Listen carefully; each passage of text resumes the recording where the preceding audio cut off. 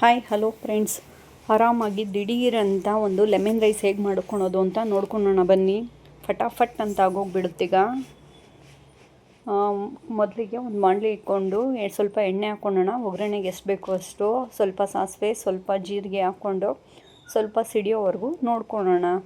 ಅದು ಚಟಪಟ ಅಂದ ಕೂಡಲೇ ಕಡಲೆಬೇಳೆ ಒಂದೆರಡು ಸ್ಪೂನ್ ಹಾಕ್ಕೊಳ್ಳಿ. ಅದೊಂದು ಸ್ವಲ್ಪ ಕಲರ್ ಬರಲಿ. ಅದಾಗಿದ ಕೂಡಲೇ ಕಡಲೆಬೀಜ, ಉದ್ದಿನಕಾಳು ಸ್ವಲ್ಪ ಹಾಕ್ಕೊಂಡು ಚೆನ್ನಾಗಿ ಫ್ರೈ ಮಾಡ್ಕೊಳ್ಳಿ. ಇದೆಲ್ಲ ಸ್ವಲ್ಪ ಫ್ರೈ ಆಗಿದ ಕೂಡಲೇ ಚೆನ್ನಾಗಿ ಕೆಂಪು ಬಣ್ಣ ಬರೋವರೆಗೂ ಫ್ರೈ ಆಗಲಿ ಕಡಲೆಬೀಜ ಎಲ್ಲನೂ, ಇಲ್ಲಾಂದರೆ ಹಸಿ ಹಸಿ ಇರುತ್ತೆ. ಇದೆಲ್ಲ ಫ್ರೈ ಆಗಿದ ಕೂಡಲೇ ನಾನು ಒಂದು ಖಾರಕ್ಕೆ ಒಂದು ನಾಲ್ಕು ಹಸಿಮೆಣ್ಸಿನ್ಕಾಯಿನ ಕಟ್ ಮಾಡ್ಕೊಂಡಿದ್ದೀನಿ, ಅದನ್ನ ಹಾಕ್ಕೋತಾ ಇದ್ದೀನಿ. ಅದು ಸ್ವಲ್ಪ ಫ್ರೈ ಆಗಲಿ. ಇದು ಫ್ರೈ ಆಗಿದ ಕೂಡಲೇ ಸ್ವಲ್ಪ ಕರಿಬೇವು, ಇದೆಲ್ಲ ಚೆನ್ನಾಗಿ ಸ್ವಲ್ಪ ಫ್ರೈ ಆಗಲಿ. ಫ್ರೈ ಆಗೋವರೆಗೂ ಈ ಥರ ಫ್ರೈ ಮಾಡ್ಕೊಳ್ಳೋಣ ಎಣ್ಣೆಯಲ್ಲಿ. ಮತ್ತೆ ಸ್ವಲ್ಪ ಅರಿಶಿನ ಹಾಕ್ಕೊಳ್ಳೋಣ. ಬೆಳಗ್ಗೆ ಲಂಚ್ ಬಾಕ್ಸ್ಗೆ ಟೈಮ್ ಆಗೋಗಿದೆ, ಏನು ಮಾಡೋಣ ಅಂತ ಯೋಚನೆ ಮಾಡ್ತಿರ್ಬೇಕಾದ್ರೆ ಫಟಾಫಟ್ ಅಂತ ರೆಡಿಯಾಗೋ ರೆಸಿಪಿ ಇದು.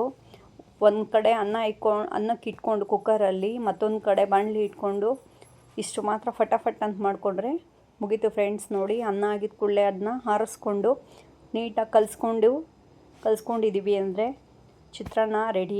ಈರುಳ್ಳಿ ಕಟ್ ಮಾಡಬೇಕು ಅನ್ನೋದಿಲ್ಲ, ಬೆಳ್ಳುಳ್ಳಿ ಬಿಡಿಸ್ಕೋಬೇಕು ಅನ್ನೋದಿಲ್ಲ, ರೆಡಿ ಆಗೋಯ್ತು. ಲಂಚ್ ಬಾಕ್ಸ್ಗೆ ಯಾವುದೇ ರೀತಿ ಮಿಸ್ ಆಗೋದೇ ಇಲ್ಲ. ನೋಡಿ, ಈ ರೀತಿ ಮಾಡ್ಕೊಳ್ಳಿ.